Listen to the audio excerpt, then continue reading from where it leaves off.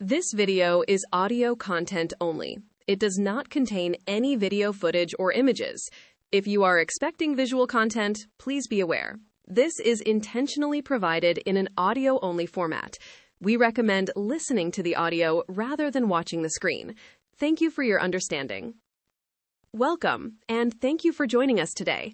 In this narration, we'll explore one of the most fascinating debates in human evolution, the weakly structured stem model of Homo sapiens.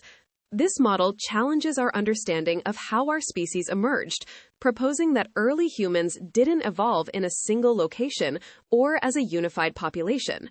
Instead, we'll discover how multiple interconnected groups across Africa contributed to our origins through limited gene flow and occasional mixing. By the end, you'll have a deeper appreciation for the complex, nuanced story of where we came from. Chapter 1. Beyond Ghost Populations. Since the early 2000s, when large-scale genomic studies of African populations became feasible, geneticists encountered a puzzle that seemed to defy easy explanation.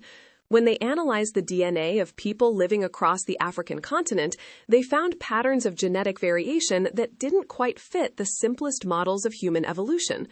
These patterns showed levels of diversity and particular genetic signatures that appeared to tell a story more complex than scientists initially expected.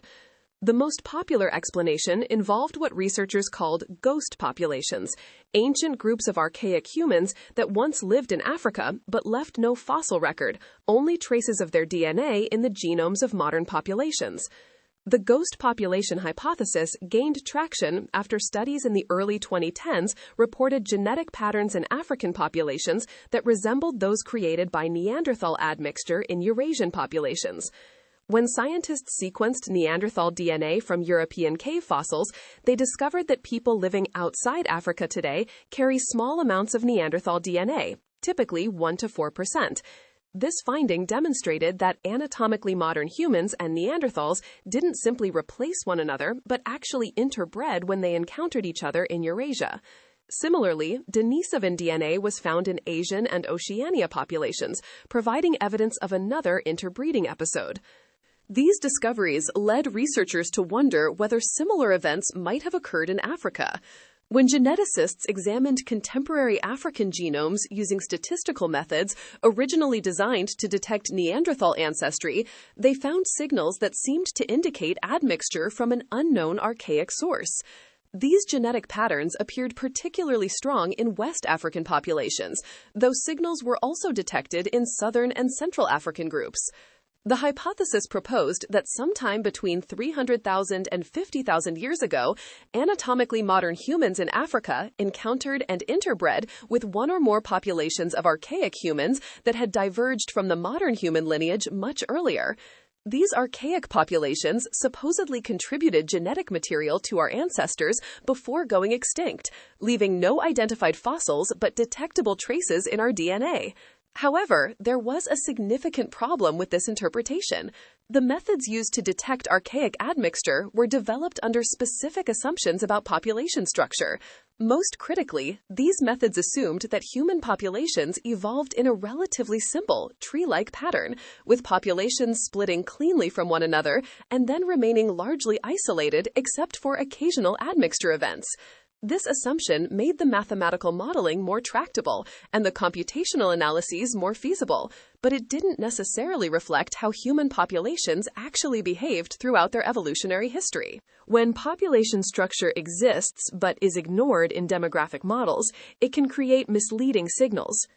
Ongoing gene flow between partially separated populations can produce genetic patterns that superficially resemble those created by admixture from a highly divergent archaic source.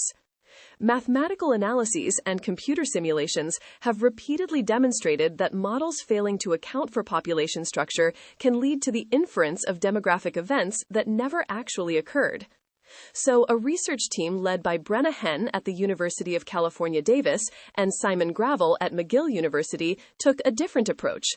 Working with Aaron Ragsdale, Timothy Weaver, and colleagues, they focused on Southern African populations, particularly the Nama people. The Nama were chosen because they carry exceptional levels of genetic diversity compared with other modern groups, making them ideal for detecting subtle demographic patterns. Between 2012 and 2015, researchers collected saliva samples from individuals going about their everyday business in their villages, generating genetic data that would prove crucial for testing alternative models. The team also analyzed data from other African populations with distinct histories: the Mende from Sierra Leone, the Gamas, who have traditionally been hunter-gatherers, and the Amhara and Oromo from Ethiopia. This geographic breadth allowed them to test whether patterns observed in one region held across the continent. Rather than assuming a simple tree-like evolutionary history, the researchers explored models incorporating long-lasting population structure. Their alternative explanation, which they called the weakly structured stem, proposed that two or more ancestral human populations existed in Africa for hundreds of thousands of years, connected by gene flow but maintaining some genetic differentiation. In their best-fitting models, one population contributed approximately 80% of the ancestry to the resulting admixed population, while the other contributed roughly 20%. The key insight is that human populations in Africa likely didn't evolve as a simple tree with clean splits and long periods of isolation. Instead, the African landscape, vast, environmentally diverse, and subject to dramatic climate fluctuations, probably sustained multiple human populations that maintained genetic connection with one another over very long time periods. Picture a network of populations scattered across the continent, sometimes expanding when favorable climate conditions created corridors of suitable habitat, sometimes contracting into refugia when conditions deteriorated, but rarely becoming completely isolated from all other human groups for extended periods. Multiple lines of genetic evidence supported this structured model over simpler alternatives, including patterns of genetic variation that better matched continuous gene flow than isolated admixture events. Using linkage disequilibrium and diversity-based statistics, along with sophisticated two-locus statistics, the team found that models incorporating population structure fit the observed data much better than models requiring archaic introgression. Remarkably, researchers found that only 1 to 4% of genetic differentiation among contemporary populations can be attributed to drift between the stem populations, far less than would accumulate between truly isolated lineages. Publishing their findings in Nature in May 2023, the team presented what Hen described as something that people had never even tested before. This moves anthropological science significantly forward.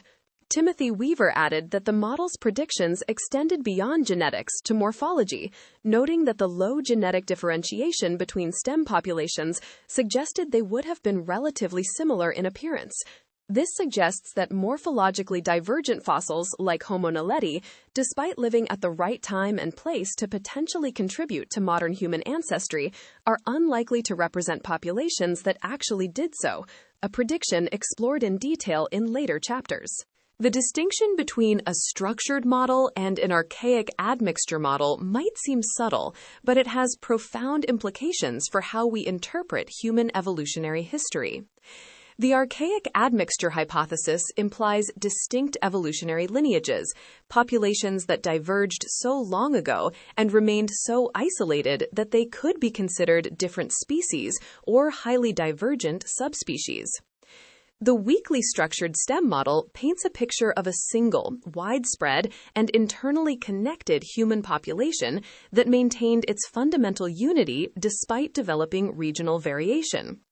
The populations remained sufficiently connected through gene flow that they never truly became separate species. There are crucial differences between the African and Eurasian situations. Neanderthals diverged from the modern human lineage and then evolved in Eurasia for hundreds of thousands of years in near-complete isolation from African populations.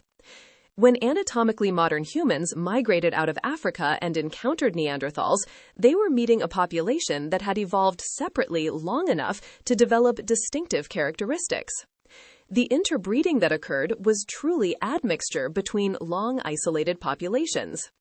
In Africa, by contrast, environmental and geographical conditions were more conducive to maintaining connectivity even as populations spread across the continent and adapted to different local environments. The Sahara Desert expanded and contracted with climate fluctuations, alternating barriers and corridors. River systems and highland regions created additional structure but rarely imposed complete isolation. This reinterpretation also changes how we think about the role of gene flow in human evolution. Under the archaic admixture model, gene flow is an occasional, noteworthy event. Modern humans encounter an archaic population, some interbreeding occurs, and genes are transferred. Under the structured model, gene flow is a constant background process, the glue that holds the species together while still allowing regional populations to respond to local environmental challenges. Migration becomes not an exceptional occurrence, but a fundamental feature of the evolutionary process that created our species. The failure of previous studies to consider structured models wasn't due to ignorance or carelessness. Models with population structure are mathematically and computationally more complex than simple tree models. They require estimating additional parameters describing migration rates, timing of changes in population connectivity, and sizes of multiple ancestral populations. With limited data and computational resources, researchers often had to make simplifying assumptions, and minimal structure was a natural choice. Furthermore, the dramatic success of models detecting Neanderthal admixture in Eurasian populations created a template that seemed applicable to Africa. If modern humans interbred with Neanderthals and Denisovans outside Africa, why wouldn't they have interbred with archaic populations within Africa? The resolution of this debate matters not only for understanding human origins, but also for the broader field of evolutionary biology. Increasingly, researchers studying many species are finding genetic evidence of ancient hybridization events. However, if population structure can create signals that mimic archaic admixture, then at least some of these inferred hybridization events might need reevaluation. The methods and insights developed to study human evolution in Africa could potentially be applied to other species, leading to revised understanding of their evolutionary histories as well. The weakly structured stem model represents a paradigm shift in how we think about human origins, moving from a framework emphasizing isolated populations and occasional admixture to one recognizing the importance of maintained connectivity and continuous gene flow. This shift doesn't diminish the complexity and fascination of human evolutionary history. If anything, it enhances it by highlighting the dynamic nature of human populations and their ability to maintain cohesion across vast geographical distances while still diversifying in response to local conditions. The ghost populations that seem to haunt the genomes of modern Africans may not have been ghosts at all, but rather components of a structured ancestral population whose genetic legacy persists because they were never truly separate from our ancestors, merely partially differentiated members of the same evolving lineage. Chapter 2. The Weakly Structured Stem. Understanding exactly how modern humans emerged in Africa required researchers to move beyond simply identifying problems with existing models and actually construct a detailed alternative that could be tested against genetic data. The weakly structured stem model represents what researchers describe as the first systematic test of competing anthropological models against genomic evidence, proposing a specific framework for how human populations were organized across Africa during the critical period spanning from roughly 1 million years ago until the emergence of clearly differentiated contemporary population groups around 120,000 years ago. As one of the researchers stated, "We are presenting something that people had never even tested before. This moves anthropological science significantly forward." The foundation of the model rests on genetic data collected from living people whose ancestors come from diverse regions of Africa. Between 2012 and 2015, researchers collected saliva samples and analyzed whole genome sequences from 290 individuals, representing populations from southern, eastern, and western Africa, along with samples from outside Africa for comparison. From southern Africa, they included 44 newly sequenced genomes from Nama individuals, members of the Khoisan peoples who inhabit the border regions of South Africa and Namibia. The Khoisan are particularly important for understanding deep human history because they carry exceptional levels of genetic diversity, their genomes preserving more ancient variation than most other human populations. From southern Africa, they included 44 newly sequenced genomes from Nama individuals, members of the Khoisan peoples who inhabit the border regions of South Africa and Namibia. The Khoisan are particularly important for understanding deep human history because they carry exceptional levels of genetic diversity, their genomes preserving more ancient variation than most other human populations. From Western Africa, the researchers included the Mende people of Sierra Leone, while from Eastern Africa, they studied the Gumas, traditionally a hunter-gatherer group from Ethiopia, with relatively low levels of genetic admixture from outside Africa, along with the Amhara and Oromo peoples, both traditionally agriculturalist groups from Ethiopia. The Amhara and Oromo speak distinct languages belonging to the Afro-Asiatic language family, but genetically they are quite similar, likely reflecting shared recent ancestry. The researchers combined these groups in their analyses to increase statistical power. This careful selection of populations ensured that the genetic data captured diversity from across the continent. The challenge facing researchers was to use these contemporary genomes to infer events that occurred deep in the past. To extract this historical information, researchers employed newly developed statistical methods, including the Moments LD algorithm optimized for analyzing two-locus statistics. These two-locus statistics capture relationships between genetic variants at pairs of positions in the genome, providing more resolution than traditional single-locus measures. They reveal information about genealogical relationships between different copies of genetic sequences, allowing researchers to infer not just when populations changed size or split apart, but also when and how much gene flow occurred between them. Using these advanced approaches, researchers tested a wide range of demographic models against the observed genetic data. They began with simple models as starting points, including scenarios where all African populations trace their ancestry to a single panmictic population that expanded relatively recently. These simple models failed badly, unable to explain the patterns observed in the data. The researchers then systematically added complexity, incorporating population splits at different times, changes in population size, migration between populations, and episodes of admixture. Through this process of model building and testing, a clear picture emerged. The model that best fit the observed genetic data featured a deep structure extending far back in time. Rather than a single ancestral population, the model included two or more ancestral populations that coexisted in Africa for an extended period. These populations were not completely isolated from one another. Instead, they exchanged migrants continuously, albeit at rates low enough that they maintained some genetic differentiation. This is what researchers mean by weakly structured. The populations were structured, meaning they had begun to diverge genetically, but the structure was weak because ongoing gene flow prevented them from diverging very far. The specific timeline inferred from the best-fitting models places the origin of this structure quite deep in human evolutionary history. The stem populations appear to have diverged from one another somewhere between 600,000 and 1 million years ago, with the analysis using Neanderthal divergence at approximately 550,000 years ago as an anchor point for calibrating the timeline. What is clearer is when this structure ended.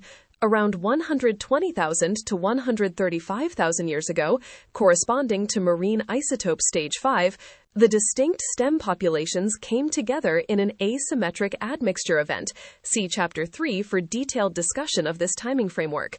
This was not a merger of equal partners. One population contributed precisely 80% of the ancestry to the resulting admixed population, while the other contributed 20%. This admixture event marked a watershed in human evolutionary history because it gave rise to the population structure we observe among contemporary Africans. Following the admixture, populations began to differentiate into the regional groups that would eventually become the ancestors of present-day southern, eastern, and western African populations.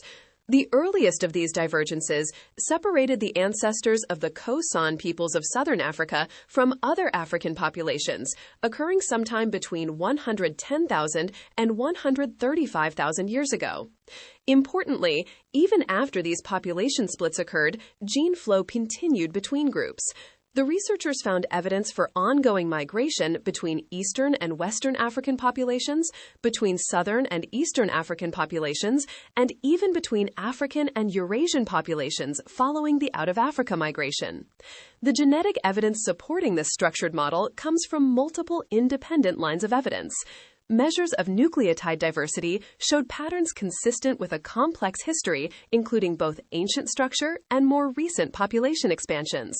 Statistics describing the sharing of rare genetic variants between populations indicated exactly which populations had exchanged migrants more recently and which had been more isolated.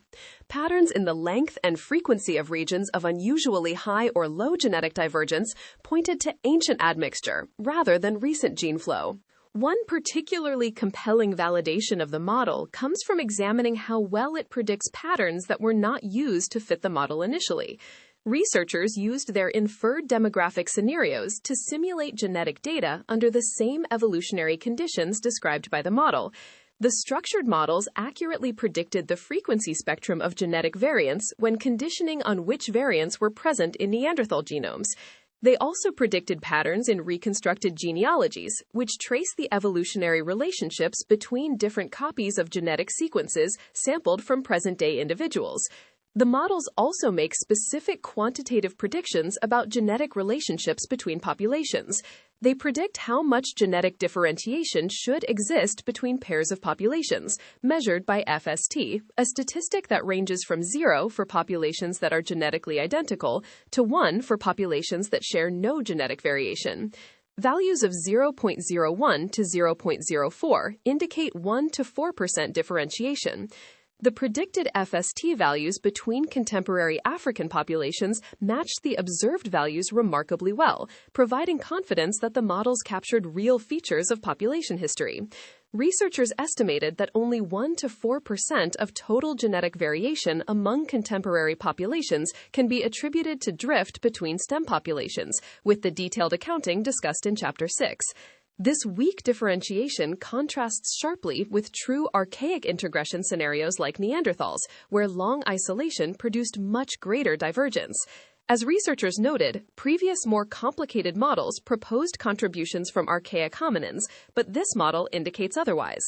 The model makes concrete, testable predictions beyond the genetic data used to construct it. For instance, it predicts that morphologically divergent hominin fossils, such as Homo naledi, are unlikely to represent branches that contributed to the evolution of Homo sapiens.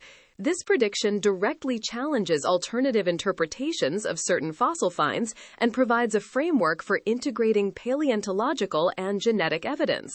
The technical innovations that made these inferences possible represent significant advances in population genetics. The methods employed can efficiently compute expected values of complex genetic statistics under detailed demographic models involving multiple populations, continuous migration, and changes in population size over time. Previous methods often required time-consuming simulations for each parameter combination, limiting model complexity. The new approaches compute expectations analytically or use clever approximations, speeding up inference by orders of magnitude and enabling exploration of much more complex model spaces. The researchers employed maximum likelihood estimation to identify parameter values that make the observed data most probable under the assumed model. Because the likelihood surface describing how well different parameter values fit the data can be extremely complex, they used multiple random starting points and algorithms designed to escape local optima. This increased the chances of finding parameter values that truly maximized the likelihood. The weakly structured STEM model emerging from these analyses provides a rich picture of human origins that respects both the complexity of human evolutionary history and the constraints imposed by genetic data. It shows how populations can maintain their fundamental unity as a species while still developing regional differentiation through partial isolation and local adaptation. It demonstrates the importance of gene flow as a cohesive force in evolution, preventing populations from diverging into separate species, even when separated by substantial geographical distances and environmental differences. This model also illustrates the power of modern genomic approaches to illuminate events far in the past. Every genetic sequence carries information about its history written in the patterns of variation along its length. By developing sophisticated statistical methods to extract and interpret this information, researchers can reconstruct demographic events that occurred hundreds of thousands of years ago, long before written records, and even before the earliest archaeological remains that preserve direct information about human populations. The genomes of living people become palimpsests, overwritten texts that still preserve traces of ancient histories, waiting to be read by those with the right tools to decipher them. Chapter 3. The Marine Isotope Stage 5 Framework. Determining when evolutionary events occurred transforms how we understand human origins. For decades, researchers debated the antiquity of African population structure, with estimates for the earliest divergences ranging from less than 100,000 to over 200,000 years ago. These contradictory timescales painted fundamentally different pictures, some suggesting rapid diversification, others implying ancient separations stretching into the Middle Pleistocene. The weakly structured STEM model resolves this confusion by anchoring contemporary African population structure to a specific climatic period, Marine Isotope Stage 5, around 120,000 to 135,000 years ago. Marine isotope stages provide a global framework for understanding climate change over millions of years. These stages are defined by measuring oxygen-18 to oxygen-16 isotope ratios in calcium carbonate shells, a foraminifera, tiny marine organisms whose shells accumulated in seafloor sediment layers. When Earth's climate is cold and ice sheets cover polar regions, more of the lighter oxygen-16 gets locked in glacial ice, leaving oceans enriched in heavier oxygen-18. When climate warms and ice melts, oxygen-16 returns to oceans, changing the ratio. Deep-sea cores reveal a detailed history of glacial and interglacial periods throughout the Pleistocene. Marine Isotope Stage 5, lasting from approximately 130,000 to 75,000 years ago, was the most recent major interglacial before our current Holocene. Global temperatures matched or exceeded Holocene levels, with retreating polar ice sheets raising sea levels. The warmest phase, Stage 5E, around 125,000 years ago, saw sea levels several meters above present, when hippopotamuses wallowed in rivers as far north as Germany. For Africa, Stage 5 brought transformative environmental changes. Increased monsoon activity turned the Sahara into grasslands, woodlands, and lakes. Ancient lake beds, fossil pollen, and sediment cores document dramatically increased rainfall across northern Africa as the intertropical convergence zone shifted northward, bringing moisture to now arid regions. These changes created population corridors absent during drier periods. When the Sahara greened, sub-Saharan populations could expand northward while Mediterranean populations moved south, facilitating gene flow between groups isolated during hyper-arid periods. Similarly, vegetation shifts across eastern and southern Africa, driven by Indian Ocean temperature changes, created dynamic landscapes where populations expanded, contracted, and moved with changing resources. The genetic analyses underlying the weakly structured STEM model date the critical transition in African population structure to Stage 5's beginning, around 120,000 to 135,000 years ago. This is when weak structure among STEM populations ended through asymmetric admixture, bringing together populations contributing roughly 80 and 20% ancestry to the resulting group. Researchers validated this model using multiple independent statistics not employed in the original inference: conditional site frequency spectra, relate curves, linkage disequilibrium patterns, and two locus statistics. The model was tested against hundreds of alternative scenarios. As Brenna Henn noted, we are presenting something that people had never even tested before. The timing coinciding with Stage 5's onset makes evolutionary sense. Climate-driven environmental changes would have facilitated contact between previously separated populations, creating conditions for extensive gene flow and ultimately the merger that birthed the ancestral population of contemporary humans. This framework connects genetic evidence to environmental changes and explains why human populations began differentiating into recognizable regional groups when they did. Following initial admixture, the newly formed population began diversifying into regional groups, whose descendants we identify today. The earliest divergence separated ancestors of the Khoisan peoples of southern Africa from ancestors of all other contemporary African populations. This split occurred between 110,000 and 135,000 years ago, making it the deepest divergence detectable among living humans. Evidence comes from multiple sources: nucleotide diversity patterns, rare variant distributions, and linkage disequilibrium decay all indicate separation during this window. The study specifically sequenced 44 Nama individuals, examining them alongside Mende, Gumus, and Amhara Oromo populations. Despite the deepest split in human history, FST values between stem populations showed only 1 to 4% differentiation, underscoring how recently all human diversity arose. This earliest divergence affecting southern African populations makes geographical and environmental sense. Southern Africa represents an ecological zone distinct from eastern, western, and northern Africa. The southwestern Cape's winter rainfall region has a Mediterranean climate, unique in Africa: cool, wet winters and hot, dry summers. The fynbos shrubland's incredible diversity provided resources and challenges different from tropical or subtropical Africa. The later Stone Age toolkit appearing in southern African sites, featuring sophisticated stone, bone, and ostrich eggshell working, may reflect adaptations to this unique environment developing after separation from other populations. After the initial southern African separation, subsequent divergences occurred between eastern and western African groups. These splits happened somewhat later, between 60,000 and 90,000 years ago, according to the most likely inferred scenarios. Environmental factors likely played roles. The vast Congo rainforest may have barred gene flow between populations on its margins, particularly when the forest expanded during increased rainfall. Alternatively, populations may have differentiated, adapting to distinct ecological zones: West African savannas and woodlands versus East African Rift Valley highlands. Importantly, gene flow didn't cease after these splits.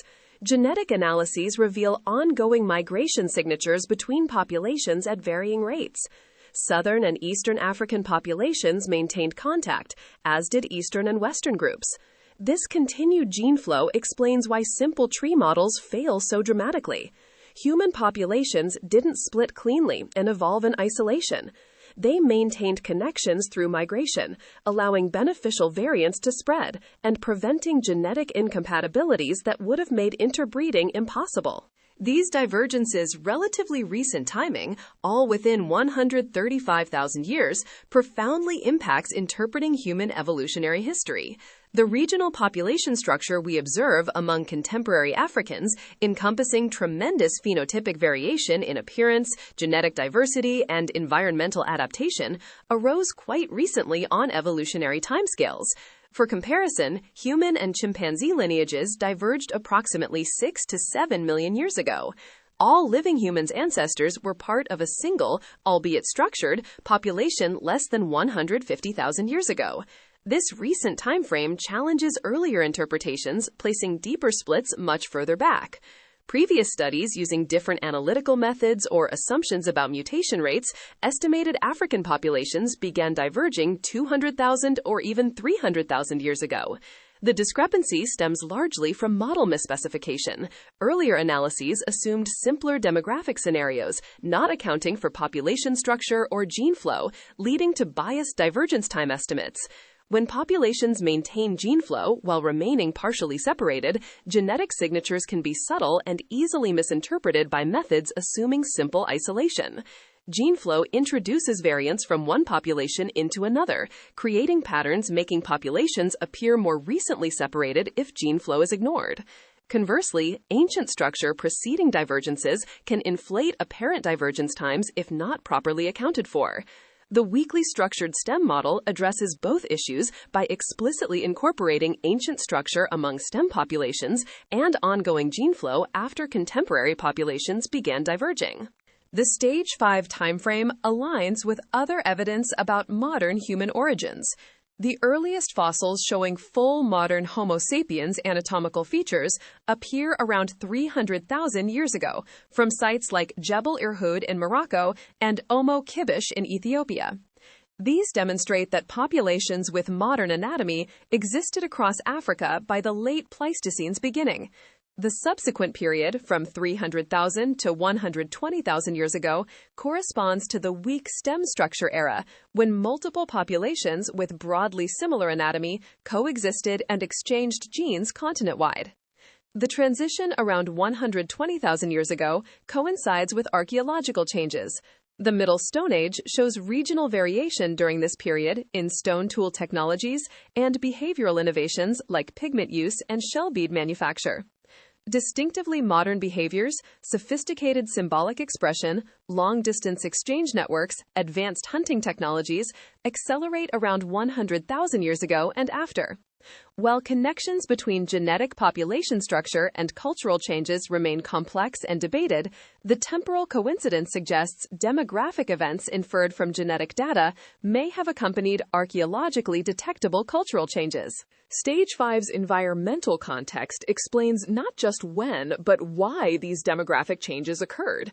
Climate-driven expansion and contraction of habitable zones periodically brought together populations partially separated during earlier, drier periods. When the Sahara greened during warm, wet phases, sub-Saharan populations could expand northward, while North African populations moved south, facilitating contact and gene flow. When climate shifted toward aridity, populations might contract into refugia, environmentally favorable regions retaining adequate resources during unfavorable periods. These climate-driven dynamics, repeated over tens of thousands of years, could drive admixture, followed by divergence, as populations mixed during favorable periods, then became partially isolated during unfavorable ones. Sites like Classy's River mouth, Border Cave, and Blombos Cave preserve evidence of human occupation during this period in southern Africa. See Chapter 5 for detailed fossil discussion. Marine isotope stage 5 thus knits together genetic, fossil, archaeological, and environmental evidence into a coherent narrative about modern human population structure origins. It shows how climate change created conditions for demographic events shaping today's genetic variation distribution. It provides a temporal anchor for understanding when contemporary groups began separate evolutionary trajectories. It demonstrates that modern human regional diversity, while ancient by written history or Holocene standards, is quite recent against human evolution's deeper backdrop stretching back millions of years. This timing framework highlights an important point about evolutionary tempo. Contemporary population structure originating within 135,000 years means all phenotypic variation we observe among living humans, differences in pigmentation, facial features, body proportions, countless other traits, arose quite rapidly once populations began diverging. This rapid diversification was facilitated by natural selection responding to different environmental pressures, but occurred within a species maintaining enough genetic connectivity to prevent true speciation. Populations remained interfertile, part of the same biological species, even as they adapted to local environments and developed distinctive characteristics. Understanding this timeline also informs how we interpret genetic data from other hominin groups. Neanderthals diverged from the modern human lineage approximately 550,000 years ago, evolving in Eurasia for hundreds of thousands of years before encountering modern humans who migrated out of Africa. Genetic differences between Neanderthals and modern humans thus reflect more than 4 times as long a separation as exists between even the most divergent contemporary human groups. This helps calibrate our understanding of what genetic differentiation means evolutionarily and underscores how recent modern human diversity's origin really is. Marine isotope stage 5 ultimately provides a temporal backbone for understanding human origins, situating contemporary population structures' emergence within a specific climatic and environmental context that makes evolutionary sense. It shows our species' present diversity arose during dynamic climate change, driven by environmental shifts that alternatively connected and separated populations across Africa. This timing helps explain both how humans could maintain fundamental unity as a species while developing regional differentiation, and why attempts to locate a single point of origin for modern humans in either time or space have proven so frustrating.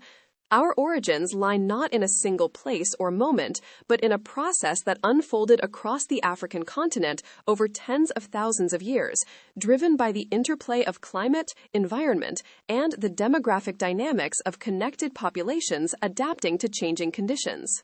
Chapter 4. Connected across Africa. The heart of the weakly structured STEM model lies not in populations splitting apart, but in populations staying connected. For hundreds of thousands of years before the major divergences among contemporary human groups began around 120,000 years ago, multiple ancestral populations coexisted across Africa in a state that evolutionary biologists call weak differentiation. These populations had begun to diverge genetically from one another, developing some unique characteristics, but they never completed the journey toward becoming separate species because they maintained continuous genetic connection through migration and interbreeding. Understanding how this gene flow operated, at what rates, across what distances, and with what consequences reveals something fundamental about how our species emerged. Gene flow is the technical term for the movement of genes from one population to another through migration of individuals followed by successful reproduction. When a person born in one population moves to another region and has children with members of the local population there, they carry genetic variants from their ancestral population into the new population's gene pool. If this happens repeatedly over many generations, even at relatively low rates, it can have profound evolutionary consequences. Gene flow acts as a homogenizing force, counteracting the tendency of populations to diverge through genetic drift and local adaptation. It spreads beneficial mutations that arise in one population to other populations where they might not have appeared. And critically, it prevents populations from accumulating the genetic incompatibilities that would eventually make interbreeding impossible. The STEM populations that gave rise to modern humans maintained gene flow continuously throughout their coexistence. This wasn't a case of populations splitting apart and then occasionally coming back into contact for brief episodes of admixture, as happened when modern humans encountered Neanderthals in Eurasia. Rather, the STEM populations remained part of a single, albeit internally structured, gene pool, where migration and interbreeding occurred steadily across generations. Researchers inferred these patterns using sophisticated statistical methods, including linkage disequilibrium and diversity-based statistics designed for complex demographic inference. By testing different models, continuous migration versus multiple merger events against genetic data from diverse African populations, they determined that sustained gene flow best explained the observed patterns. Genetic analysis of populations across Africa reveals remarkably little divergence between the STEM populations, considering their long partial separation. Studies examining groups including the Nama of Southern Africa, the Mende of West Africa, and the Gumas and Amhara populations of East Africa find that gene flow kept differentiation remarkably low. By contrast, Neanderthals and modern humans show roughly 10 to 20 times more differentiation, the result of evolving in complete isolation without gene flow. The mechanics of how gene flow operated between the STEM populations requires thinking carefully about African geography and ecology. Africa is vast, stretching from the Mediterranean coast to the Southern Cape, from the Atlantic Ocean to the Red Sea and Indian Ocean. It contains nearly every type of terrestrial ecosystem humans can inhabit: tropical rainforests, savannas, deserts, mountains, river valleys, and Mediterranean shrublands. These different environments would have supported human populations with somewhat different adaptations and lifestyles. Despite these geographical distances and ecological differences, populations remained connected through chains of gene flow. Migration didn't necessarily mean individuals traveling thousands of kilometers from one end of the continent to the other, although such long-distance movements may occasionally have occurred. More typically, gene flow would have operated through a stepping stone pattern, where individuals moved between neighboring populations, each separated by manageable distances. Over many generations, genetic variants could spread across vast areas through these local movements, even if no single individual ever traveled the full distance. Imagine a genetic variant that arises in a population living in what is now Kenya. Some individuals carrying this variant migrate to a neighboring population a few hundred kilometers to the north. Their descendants, some of whom also carry the variant, later migrate to another neighboring population further north. Over many generations, this stepwise movement could carry the genetic variant all the way to populations living in North Africa, even though no individual made the complete journey. The rates of gene flow between stem populations, while sufficient to prevent speciation, were low enough to allow some regional differentiation to develop. Researchers estimate migration rates by examining how quickly genetic differences decay across geographical distance in contemporary populations, and then using population genetic models, including two-locus statistics, to infer the historical migration rates that would produce the observed patterns. The inferred rates suggest that in any given generation, only a small fraction of individuals in each population were recent migrants from other populations, likely less than 1% per generation, possibly substantially less. This may seem like a tiny rate, but over hundreds of thousands of years and many thousands of generations, even such low migration rates result in the exchange of enormous numbers of genes. This pattern of weak differentiation with continuous gene flow has important implications for natural selection and adaptation. Beneficial mutations that arose in one stem population could spread to other populations through migration, allowing all populations to benefit from adaptive innovations that originated in any part of the species range. At the same time, the partial separation of populations meant that local adaptation could still occur. A genetic variant particularly advantageous in one environment might increase in frequency in the population living in that environment, while remaining rare or absent in populations inhabiting different environments where it provided less benefit or was even slightly deleterious. The balance between gene flow spreading variants across populations and natural selection favoring different variants in different environments would have created a complex landscape of genetic variation. The concept of an isolation by distance model helps formalize this intuition. In such models, the probability that two individuals can mate depends on the geographical distance between their birthplaces. Individuals born in the same local area are likely to mate and have offspring together. Individuals born in nearby areas might also mate, but less frequently. Individuals born at opposite ends of the species range almost never encounter each other and thus almost never produce offspring together. This creates a pattern where genetic similarity declines with geographical distance. Populations that are near each other genetically resemble each other more than distant populations do, because gene flow is more frequent over short distances than long distances. The weakly structured stem likely exhibited such isolation by distance structure, with the important addition that environmental and climatic factors would have modulated connectivity over time. During favorable climate periods when habitats were well connected, gene flow could occur more easily across larger distances.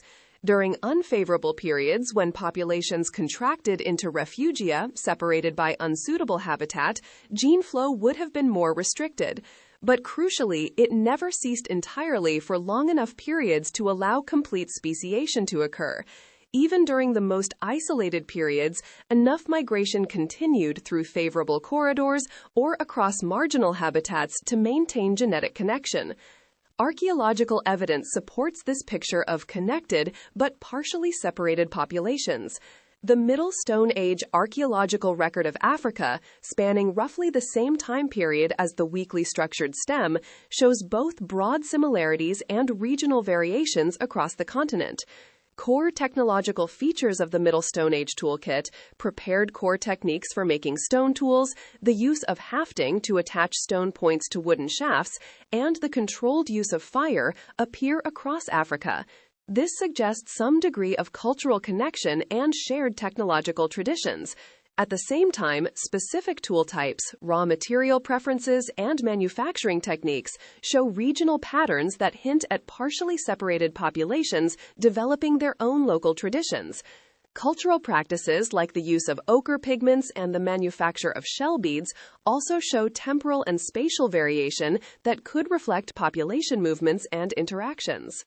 The genetic architecture of traits that differ between populations today provides additional evidence for the weakly structured stem model. If populations had been completely isolated for hundreds of thousands of years, we might expect to find many genetic variants that are entirely absent from some populations but common in others, a pattern called private alleles. While some such variants do exist, they are relatively rare for ancient variants that arose during the period of stem structure. Most genetic variation that dates to the period before 120,000 years ago is shared across contemporary African populations, consistent with gene flow having spread variants between populations over time. The regional differences we do observe tend to involve modest frequency shifts rather than complete presence or absence, again pointing to connected populations with gene flow rather than isolated populations evolving independently. One particularly informative line of evidence comes from examining patterns in the lengths of chromosomal segments that differ between populations. When a genetic variant arises through mutation, it initially exists on a particular chromosomal background, the specific combination of variants present on the chromosome where the new mutation occurred. Over subsequent generations, recombination breaks up this association, creating shorter and shorter segments that share the same pattern of variants. The lengths of shared segments thus carry information about timing. Segments that have been breaking down for hundreds of thousands of years will be shorter on average than segments that shared a common ancestor more recently. When researchers examined these segment length patterns in African populations, they found distributions consistent with continuous gene flow during the stem period rather than long isolation followed by recent admixture. If the stem populations had been isolated for hundreds of thousands of years and then suddenly mixed around 120,000 years ago, we would expect to see many long segments of shared ancestry at intermediate frequencies, representing large chunks of chromosome inherited intact from the recent admixture event. Instead, the observed patterns showed shorter segments, consistent with ongoing recombination during a period of sustained gene flow. This is the signature left by populations that never truly separated but maintained connection through continuous migration. The implications of this continuous gene flow extend beyond just preventing speciation. Gene flow would have facilitated the spread of adaptations across the species range much more rapidly than would have been possible through independent mutation and selection in isolated populations. When a beneficial mutation arose, it could spread not just to descendants of the individual in whom it first appeared, but potentially to all populations through migration.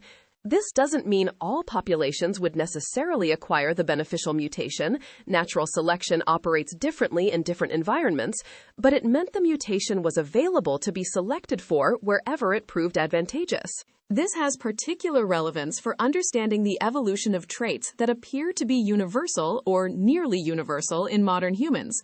Complex cognitive abilities, linguistic capabilities, and behavioral flexibilities that characterize our species likely have genetic components.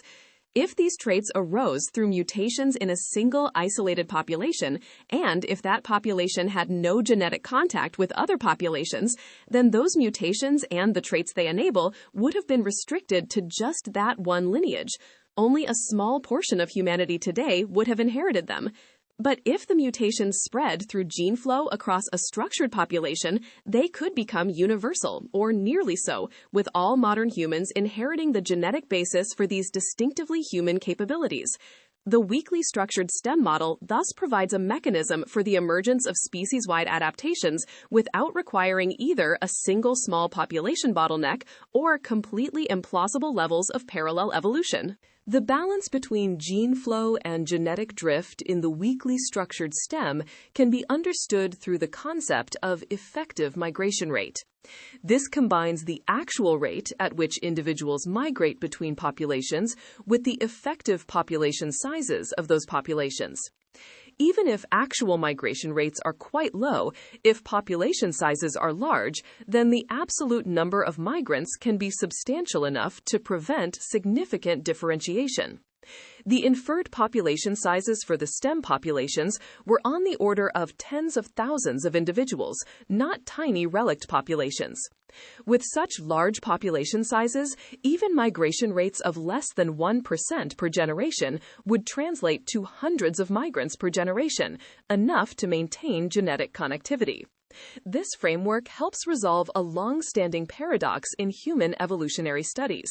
How could modern human populations show clear genetic differentiation and regional variation if they all trace back to a recent common ancestor within Africa? The weakly structured stem model provides the answer.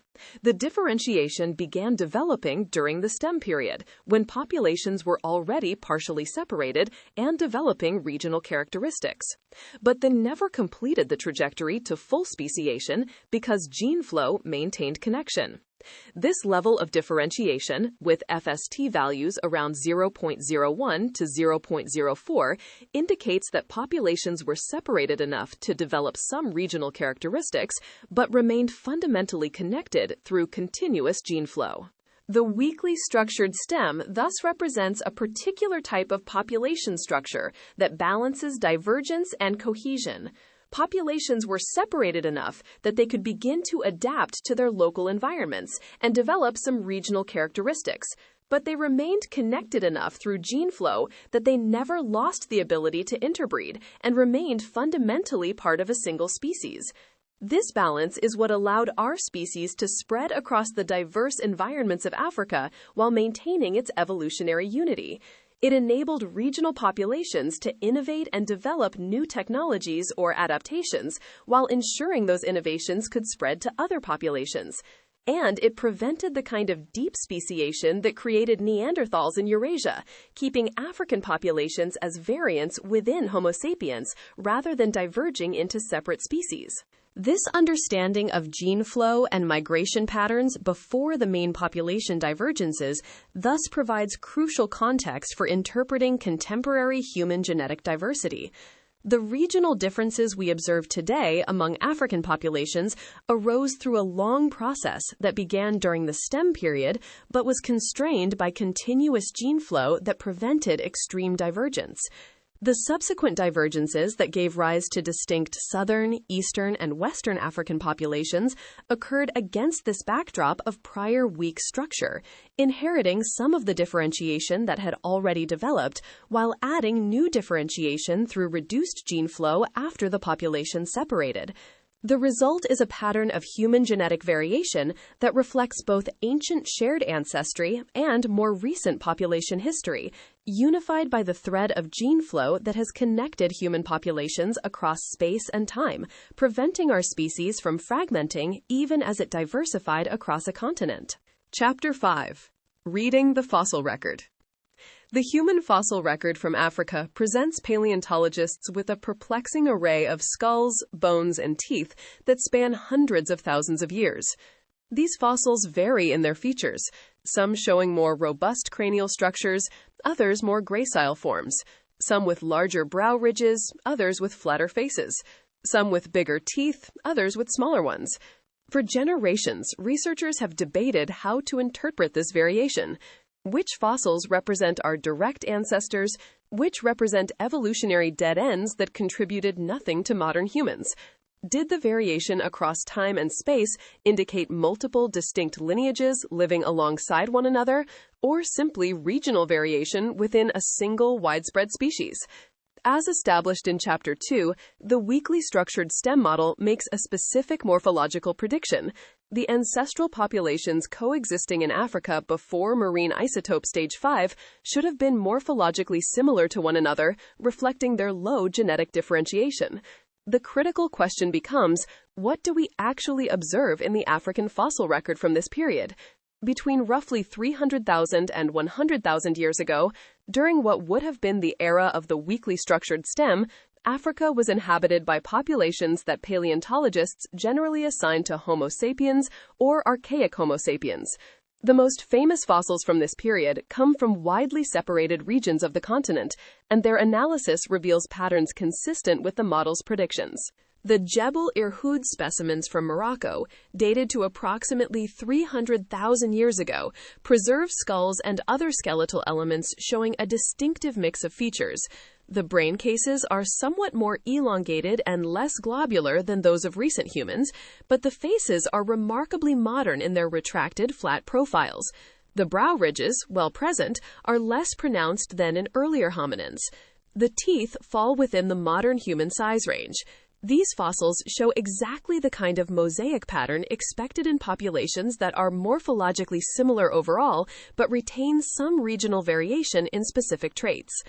The Homo kibish fossils from Ethiopia, dated to nearly 200,000 years ago, include one specimen with an essentially modern cranial shape and another showing more archaic features, illustrating variation within a contemporaneous population.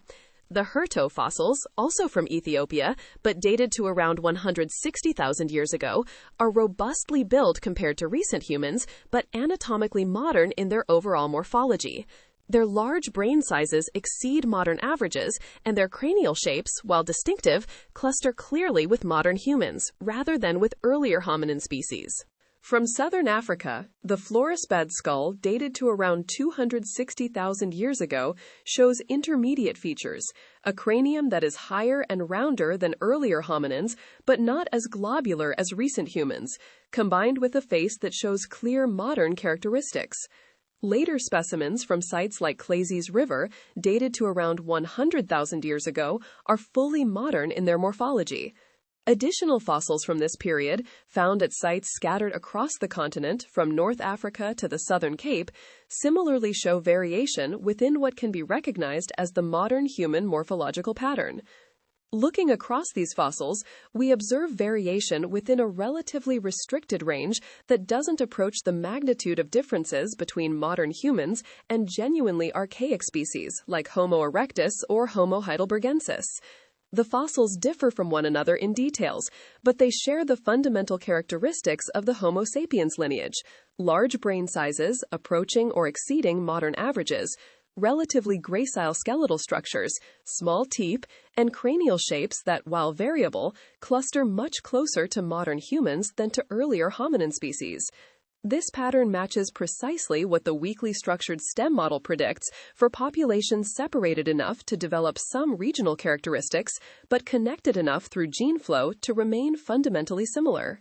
The model also helps explain the mosaic nature of features seen in these fossils. The Jebel Irhoud specimens, for instance, combine a relatively archaic-looking elongated brain case with a distinctly modern facial structure. Rather than indicating admixture between highly divergent lineages, this mosaic pattern makes sense if we think of evolution within a structured population where different traits evolve at different rates in different regions. The genetic variants influencing facial shape might have spread rapidly across populations through gene flow and natural selection, while variants affecting brain case shape evolved more slowly or faced weaker selection, allowing more regional variation to persist. Researchers using linkage disequilibrium and diversity-based statistics to connect genetic and morphological predictions find that these patterns align with independent lines of evidence about population structure during this period. The result would be individuals and populations showing different combinations of modern and slightly more archaic features, without any population being truly archaic in the sense of representing a deeply divergent lineage. Brain size reaches modern values early in some populations, around 300,000 years ago, or even earlier, while cranial shape continues evolving toward the fully globular form characteristic of recent humans over the next 100,000 years or more. Facial reduction proceeds independently, with some populations developing fully modern, retracted faces while still retaining slightly more archaic cranial vaults. The postcranial skeleton shows relatively little change during this period, suggesting that modern body proportions and locomotor anatomy were already established before the period of stem structure began. This framework has important implications for identifying which fossil populations contributed to modern human ancestry and which represent evolutionary dead ends. Some fossil hominins from Africa during the relevant time period show much more extreme morphological divergence from modern humans. Homo naledi, known from Rising Star Cave in South Africa, with age estimates placing some specimens around 300,000 years ago, exhibits a remarkable mosaic of primitive and derived features. The species has a very small brain, around half the size of modern humans, combined with human-like feet, extremely curved fingers suggesting tree climbing abilities, and various cranial and dental features that look more like early Homo or even Australopithecus than like modern humans. The morphological distance between Homo naledi and modern humans is enormous, far exceeding what could plausibly arise within a weakly differentiated stem population. The weakly structured stem model therefore predicts that Homo naledi, despite living at the right time and the right place to potentially contribute to modern human ancestry, probably did not. The morphological evidence suggests Homo naledi represents a deeply divergent lineage that separated from the modern human line much earlier, perhaps more than 1 million years ago, and evolved in isolation or near isolation long enough to develop its distinctive suite of features.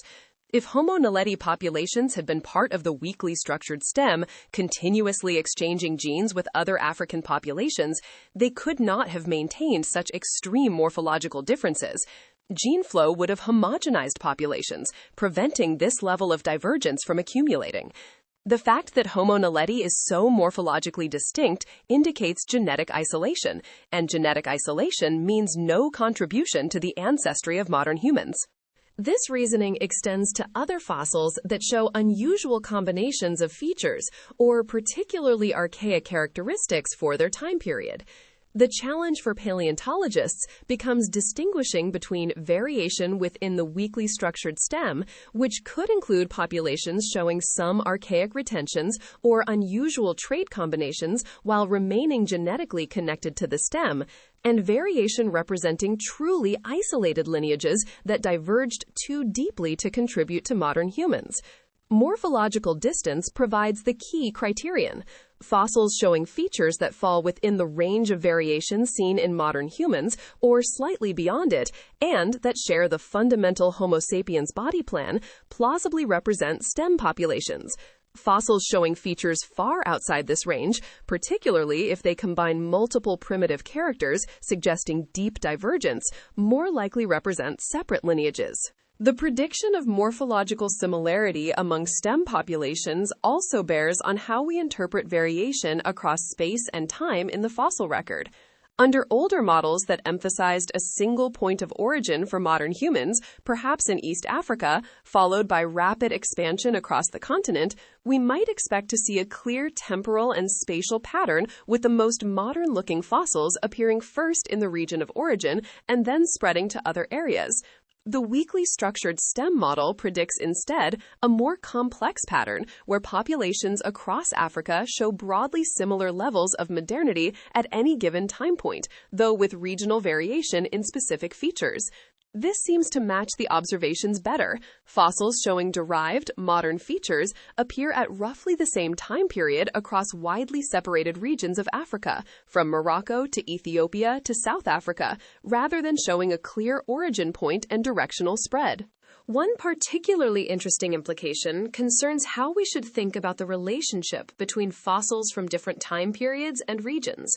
Under a strictly branching tree model, we might try to identify which specific fossil population gave rise to which other fossil population, constructing ancestor-descendant relationships. The weakly structured stem model suggests this approach may be misguided.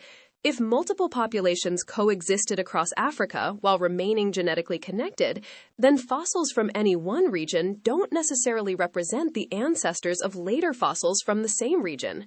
Gene flow would have mixed ancestry across populations, so that later populations in southern Africa might derive ancestry from populations that earlier lived in eastern or western Africa as well as from local predecessors.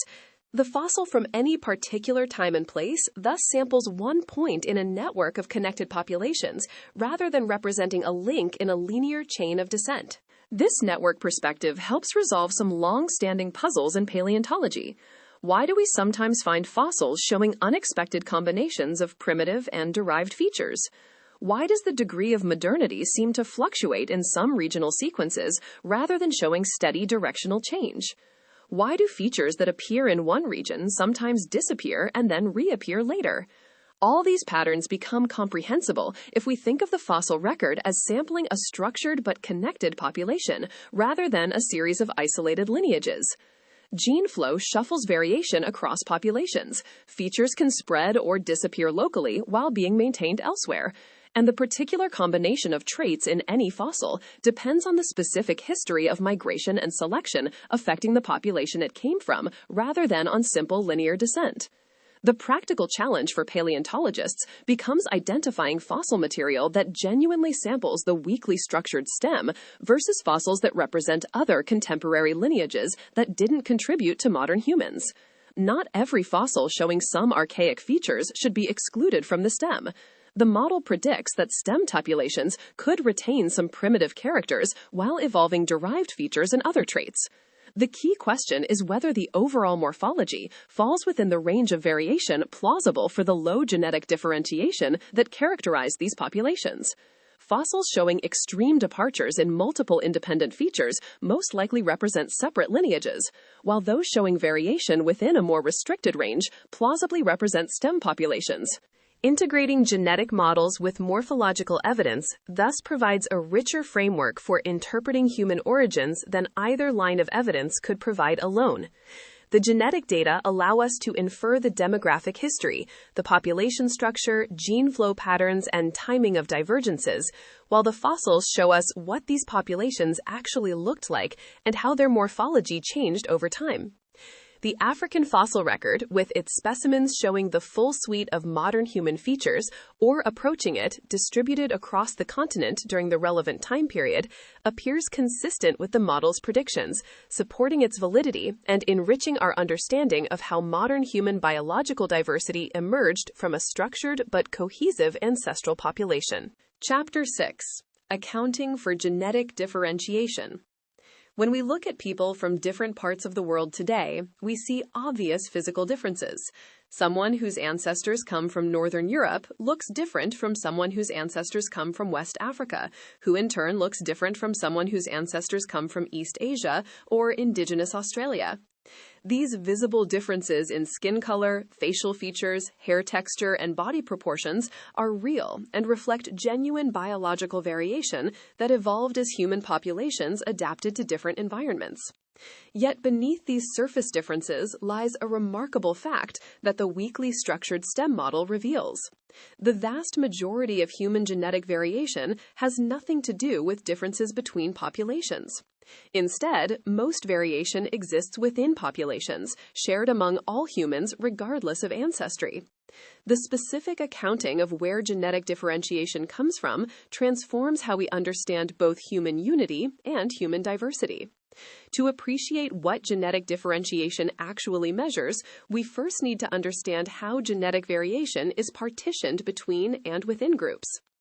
Imagine we select two people at random from the global population and compare their genomes, counting how many positions along their DNA sequences show different genetic variants.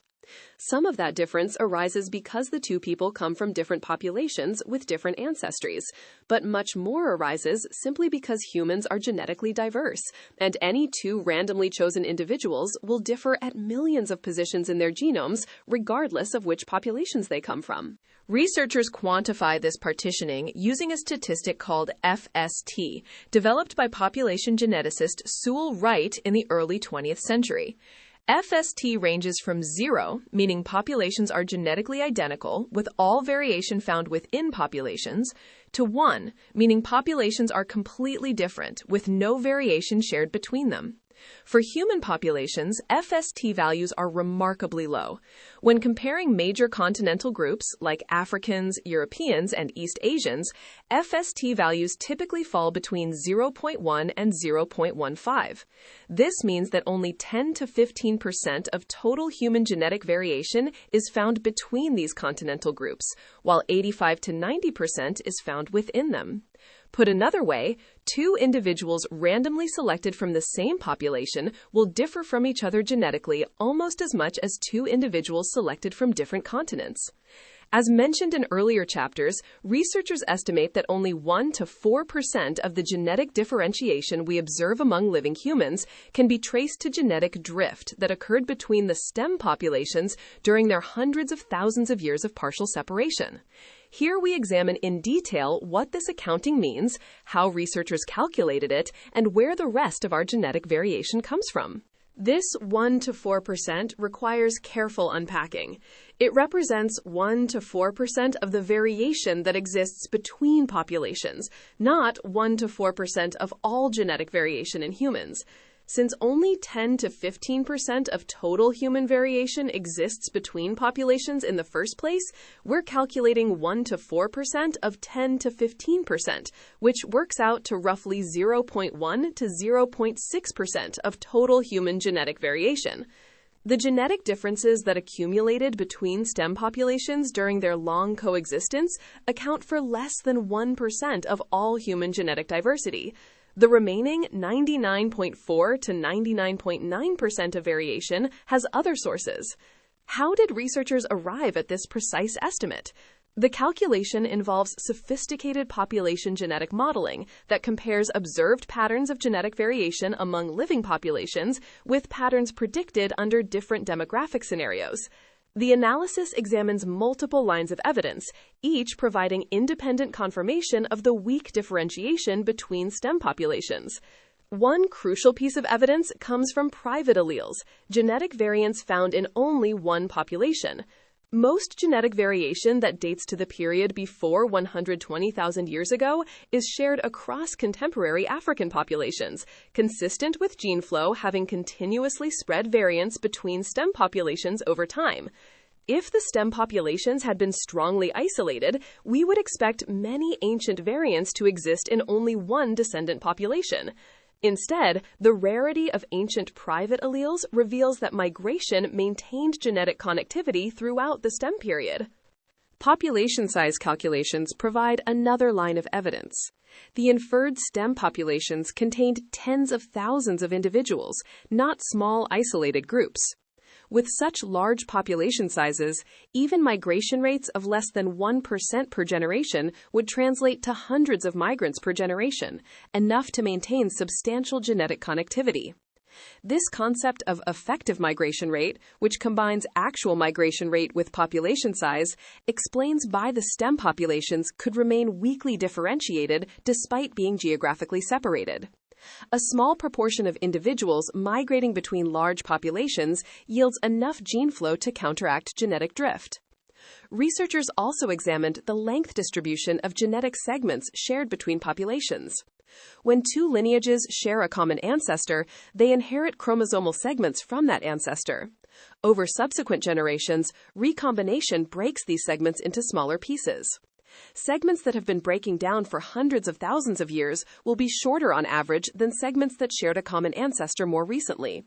By analyzing the distribution of segment lengths across populations, researchers can estimate when different populations shared ancestors and how much gene flow occurred. The pattern shows relatively long shared segments among African populations, indicating recent common ancestry maintained by gene flow, with only short segments dating to the early stem period, confirming weak differentiation. When researchers simulated the evolution of populations under the inferred demographic parameters, allowing populations to diverge at the inferred times, exchange migrants at the inferred rates, and maintain the inferred population sizes, the resulting simulated populations showed genetic differentiation matching what we observe among living humans. Critically, only 1 to 4% of that differentiation could be attributed to the period of stem structure. The contrast with Neanderthals, who accumulated 10 to 20 times more differentiation despite comparable divergence times but without gene flow, further confirms that migration maintained cohesion among the stem populations. Where does the remaining 96 to 99% of genetic differentiation among contemporary populations come from? Several sources contribute. First, new mutations arose after the stem populations came together around 120,000 years ago, and the resulting admixed population began diversifying into contemporary regional groups. Once the Khoisan ancestors separated from other African populations around 110 to 135,000 years ago, they began accumulating unique mutations not shared with other groups. Similarly, when Eastern and Western African populations diverged 60 to 90,000 years ago, each began accumulating its own unique variants. These post-divergence mutations, numbering in the hundreds of thousands across the genome, contribute substantially to the genetic differentiation we observe among living populations. Second, natural selection, operating differently in different environments after the major divergences, created genetic differences between populations. As populations adapted to specific local challenges, beneficial mutations increased in frequency in some populations but not others. The genetic changes underlying lighter skin pigmentation in high-latitude populations occurred after contemporary populations diverged, not during the stem period. The same applies to adaptations for high-altitude living in Tibetan and Andean populations, lactase persistence in pastoral populations, and numerous other regionally specific adaptive traits. These selection-driven changes, though affecting only a small fraction of the genome, contribute disproportionately to visible differences between populations. Third, some variation that differentiates contemporary populations existed in the ancestral populations even before the stems diverged, and was sorted differently into the descendant lineages through a process called incomplete lineage sorting. Variants present in the common ancestor of all stem populations were randomly distributed to descendant populations in different proportions. One stem population might have received more copies of one variant, while another received fewer, purely by chance during the initial divergence. When the stem populations later came together and gave rise to contemporary populations, this ancient variation was passed along, contributing to present-day differentiation without having arisen during the stem period itself. Fourth, the asymmetric admixture event that brought together the stem populations in an 80-20 ratio created some differentiation. Populations today that derive more ancestry from one stem population versus another show genetic differences reflecting their differential stem ancestry. However, because the stem populations were themselves so weakly differentiated, this source contributes relatively little to total differentiation among contemporary populations.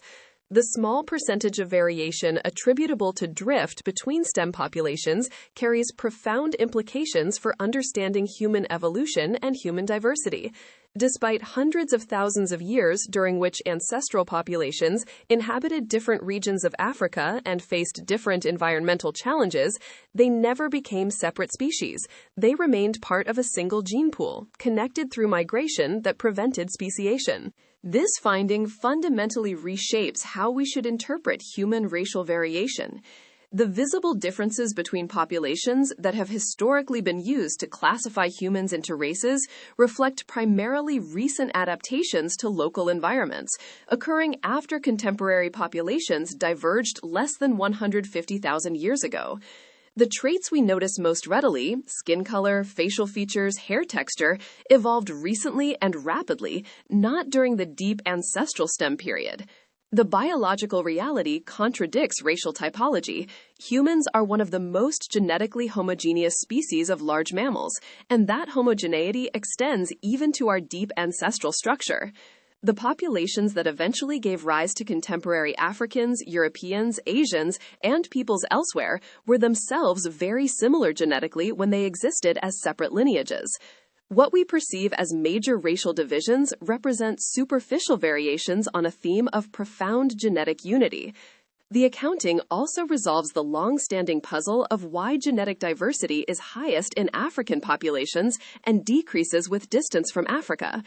Under the weakly structured stem model, all non-African populations ultimately derive from African populations that carried the genetic variation accumulated during the stem period, plus additional variation that arose after the stem populations merged. When a subset of this African population migrated out of Africa to populate other continents beginning around 60,000 years ago, they carried only a portion of the variation present in Africa. Subsequent bottlenecks and founder effects as populations spread across Eurasia and beyond further reduced diversity, creating the observed gradient. The precision with which researchers can now partition genetic variation and assign it to specific periods and processes represents a triumph of population genetic theory and computational methods. The finding that only 1 to 4% of contemporary genetic differentiation traces to the stem period exemplifies this precision, providing a quantitative answer to questions about human origins that previous generations could only speculate about. This accounting of genetic differentiation ultimately reveals humans to be a young, cohesive species despite our global distribution. The stem populations remained genetically connected throughout their coexistence, accumulating remarkably little differentiation given the vast timescales involved. The subsequent diversification of contemporary populations occurred rapidly in evolutionary terms, driven by adaptation to new environments as our species spread across the globe. Yet even this recent diversification occurred within the context of maintained gene flow and shared ancestry. The unity we share far exceeds the variation that divides us, a conclusion written in the very small percentage of genetic differentiation attributable to our deepest ancestral structure. The weakly structured stem model fundamentally reframes our understanding of human origins. Rather than separate lineages occasionally mixing, our ancestors formed a single, structured population connected by continuous gene flow across Africa for hundreds of thousands of years. The populations that eventually gave rise to all living humans accumulated remarkably little genetic differentiation, just 1 to 4% of the variation that distinguishes us today, despite their long coexistence.